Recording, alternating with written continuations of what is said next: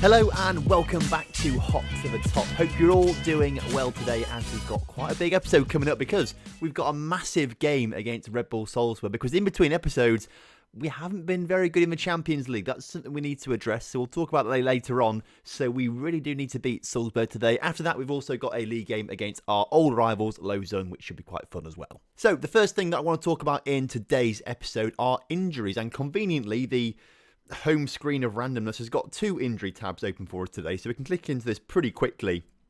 As you can see, if we look at our injured players list, which looks a bit different to how I'm usually used to looking at it. Where's the medical centre on here? Let's go to medical centre, current injuries. That's what I like to see for the first team. So currently we have got Felipe Cruz out, we've got Billy Schmitz out, Granit Xhaka out, and Paulo Bernardo out. Xhaka's been out for quite some time. He's still out for potentially another 2 months. Billy Schmitz also out for another 2 months as well. Paulo Bernardo should be coming back pretty soon, but he's been out for quite some time as well.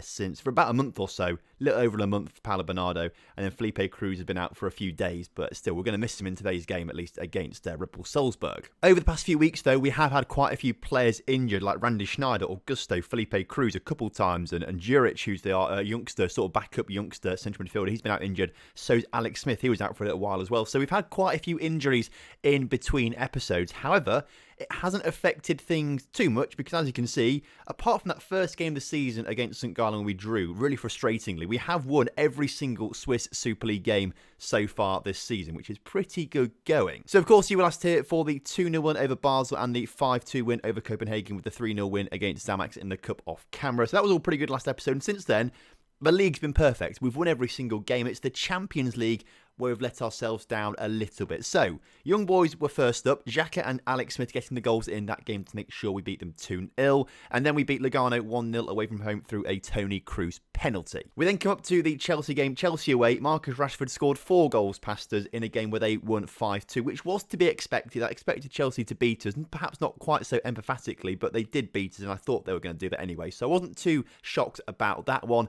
We bounced back very nicely from that defeat with a 2-0 win over Lausanne, with Schmitz and Bottles at the goals there. And then against St. Gallen, Capitano got both the goals in that one, which was fantastic. Next up, though, we played against Salzburg, and this is where it was a little bit disappointing, I've got to say. If we click into the game and look at the stats of the game, we've lost it 2-1, but we had 20 shots to their 11 shots, 13 shots on target to their 5 shots on target. Really, we should have won this game, and yet we couldn't capitalise on it, and Salzburg ended up beating us 2-1. The goal from Guardado early on obviously wasn't enough, and Salzburg took the 3 points in that game, which is very frustrating. Again, once again, we've bounced back from that. A 2-0 win over Sion in the league with Brennan and Bottles in the goals, and then a 3-2 win over Basel in the Swiss Cup third round with Sterigu, Schneider and Toni Kroos getting themselves on the score sheet. It was pretty decent, but yeah, it's the Champions League. I said I expected us. This is the first season I said I expect us to qualify from our group. And right now, we find ourselves third in the group on 3 points. Salzburg on 6 and Chelsea on 9. So we've got our work cut out for us today. In terms of the league table, we are currently 5 points clear of Young Boys, who have recovered to second place. And it's actually Basel who've had a terrible in-between episodes. They've dropped down 11 points behind us. And we've got a game in hand on everyone as well, apart from Kriens, who we've got the game in hand with. But we are looking pretty comfortable on the top. We could extend it to 8 points with a win over Kriens at some point when we have our game in hand. So I'm very confident about the Swiss Super League. We don't need to focus on that too much. It's the Champions League that we need to focus on, and right now that's not looking good. Now today is the home leg against Salzburg, so we need to make the most of it and fingers crossed pick up a big win against them. So this is the team that I think is going to be doing it. We've got Class in goal with a backline of Guardado, Augusto, Sterigu and Breton. As previously mentioned, Felipe Cruz is injured and cannot play in today's game, unfortunately, and also quite a few injuries in central midfielder to Paulo Bernardo, Granit Xhaka and Juric has just come back from injury. What it means is Toni Kroos and Randy Schneider have been bossing that midfield in between episodes. They've been doing quite well, to be fair. In the attacking midfield, on the right-hand side, we've got Capitano, we've got Alex Smith in that attacking playmaker role, and on the left-hand side, we've got Jerome Bernard, who has got an understudy coming through, obviously in Tim Wright, but also, if we can find him very, very quickly, Gianmario Lombardini. He is also a bit of an understudy, currently on loan at Palermo, but he could be featuring in the first team next season, but we're not calling him Gianmario Lombardini anymore. He's now going to be called Tobias Kunz, so thank you very much, Toby, on the Patreon for your donations. Very much appreciated, and we look forward to seeing you in the future competing with Tim Wright for that first choice spot on that left wing on the attacking midfield side of the pitch. And then I like to explain that so much, but there we go. He's currently on loan at Palermo, though. How are you getting on at Palermo? I've not checked too much. To be fair, 10 appearances, 1 goal, 6.9 rating. That's not too bad, to be fair. Palermo are currently 6th in Serie B, so it's just not bad, to be fair. I'm pretty pleased with that. So look out for Tobias Kunz pretty soon in the first team squad. We've been trying to rotate players quite a lot, actually, I've got to say. Tim Wright's been getting quite a bit of game time and things like that. Patrick Hartman's been getting games. Jordan Platt, not so much, because it's a bit difficult to choose between these two, and then Matthew Bottles as well. But they'll both get some game time pretty soon.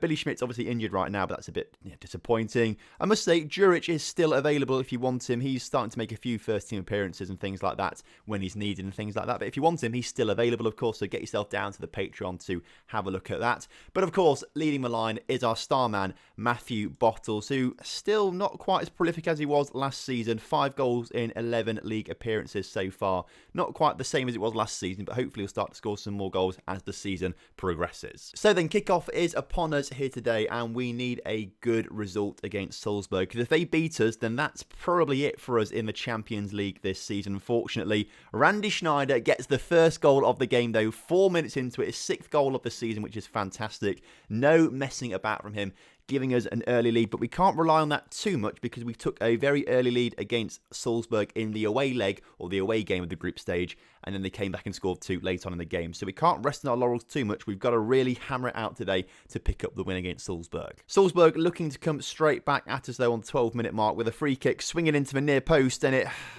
goes to the back post and is put in the back of the net by Marco Friedel, which isn't fantastic stuff. We don't like to see that. And what it means is, as we draw right now, we still stay 3 points behind Salzburg, which means we have to beat both Chelsea and Copenhagen if we want to have a chance of going through into the later stages. We have to win today to give ourselves the best chance. Drawing or losing isn't really an option for us. It's going to make things very, very difficult indeed, as Copenhagen are actually beating Chelsea right now.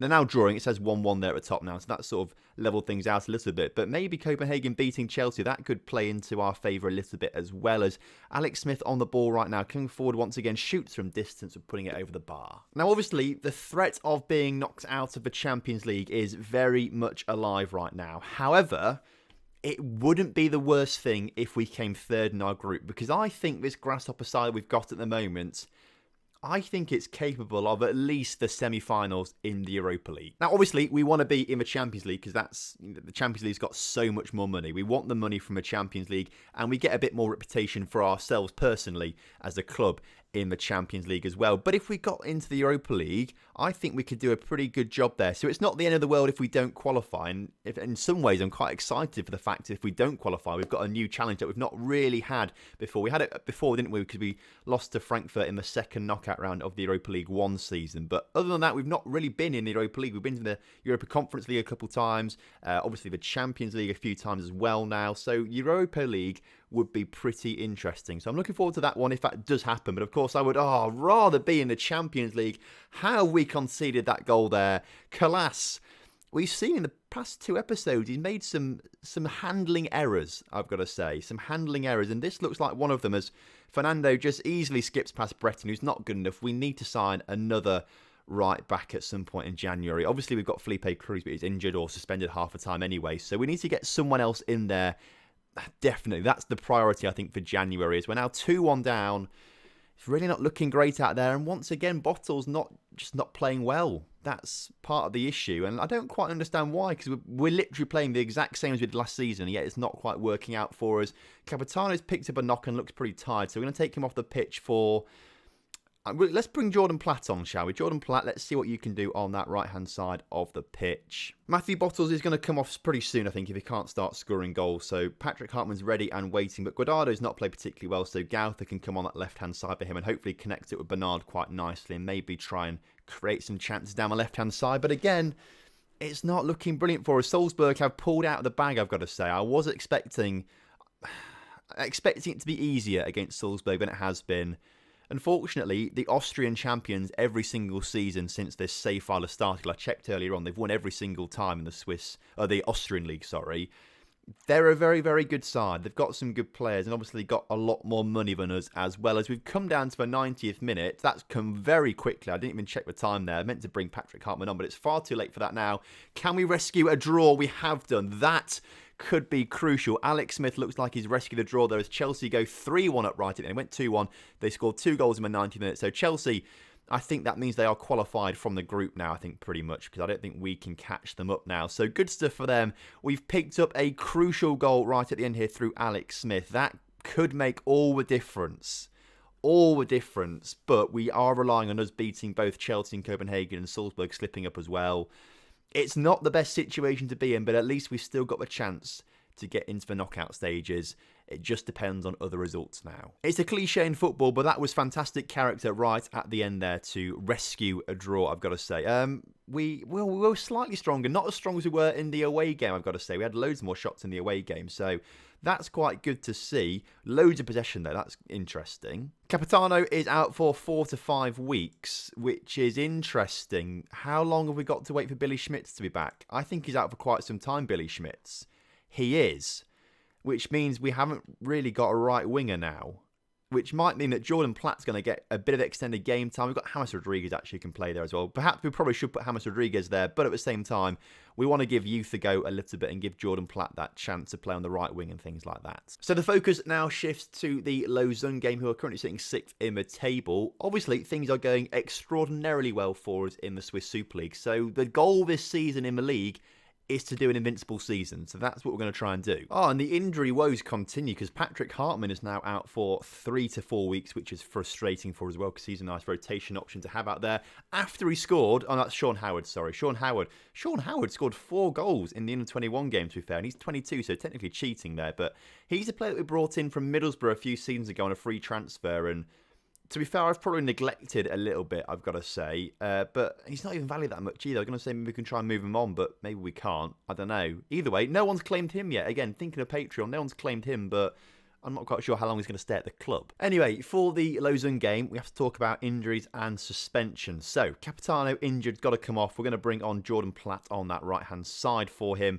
And then Augusto's got to come off, he's suspended. So, Callum Brennan will come on for him to play at centre-back. Also, what it means is we've got to make some changes to the bench as well. So we'll just bring players on that are kind of getting back to fitness and things like that to give them a bit of it. We might bring them off the bench later on. You never know, that kind of sort of thing. Although, to be fair, looking at this, Callum Brennan's actually quite tired, to be fair. He probably played in the under-23 game or the 21 game the other day. So we'll take him off and we'll give a appearance to Luis Navarro. That's going to be that then. We're going to take on Lausanne and hopefully pick up a big win today. So kickoff is upon us once again. Lausanne playing in a nice purple kit. You know what's underrated in football? Purple kits. I've got a lot of time for purple kits. The Fiorentina kit, big fan of that. The Derby County away kit, I swear that was purple at some point. Big fan of that too. I'd even go as far to say if I had my own football team, I might put them in a purple kit. I think it's quite an underrated colour. Actually, to be fair, if I had my own football club, they'd be based in Lincoln, obviously, because Lincoln is the best place in the world. Lincoln's already got a Lincoln City and a Lincoln United, and actually a Lincoln Moorlands Railway as well. And there's a Lincoln club in Gibraltar called Lincoln Redemptors. Bottles grabs his only his 6th goal of the season there, but that could be a very important goal today as he gives us the lead, which is fantastic stuff. But as I was saying, there's 4 clubs that I'm aware called Lincoln City, Lincoln United, Lincoln Moorlands Railway and Lincoln Red Imps. So if I had a Lincoln club, I mean, the iconic things about Lincoln are the cathedral and the castle, and I feel like Lincoln Cathedral isn't a football team name. Like the Lincoln Bishops, I feel like that's a bit too American sort of thing. So I'd struggle to name a football club about Lincoln unless we just called it something completely different. I don't know, but it'd have to be Lincoln based. Let me know in the comment section if you had a football team, what would it be called, where would it be based, and what colour kit would you play? And obviously I said purple, Lincoln. I haven't really worked the name out yet, but either way, I'm getting there. So let me know in the comment section what you would do if you had your own football team, as it looks like Lausanne are trying to come on a bit of a counter-attack. Great tackle there from Breton as he gets it back out to Guardado on that left-back position, putting up towards Matthew Bottles. Go on, lad. Grab your second of the game or put it wide. The thing about this save is now we are going through the seasons, and I just expect us to win every single game now in the league pretty much. When we don't win it, if we draw or lose it, I'm like, what's that about? I mean, apart from when we play against Basel and Young Boys, then I'm a little bit like, this could go either way, but I'm expecting us to win it mostly. it's getting to that stage now where I'm not bothered about the league. It's all about European football and things like that. We've got 10 minutes to go into today's game, and I want to score another goal or two. Jordan Platt's not played particularly well, so James Rodriguez will come on for him. We'll give Felipe Cruz a little go to sort of recover from his injury. Give him 10 minutes at the end of the game as well. And then we'll make one more. Juric will come on for Randy Schneider. There we go. Confirm those. 10 minutes to go. Toni Kroos puts a corner in.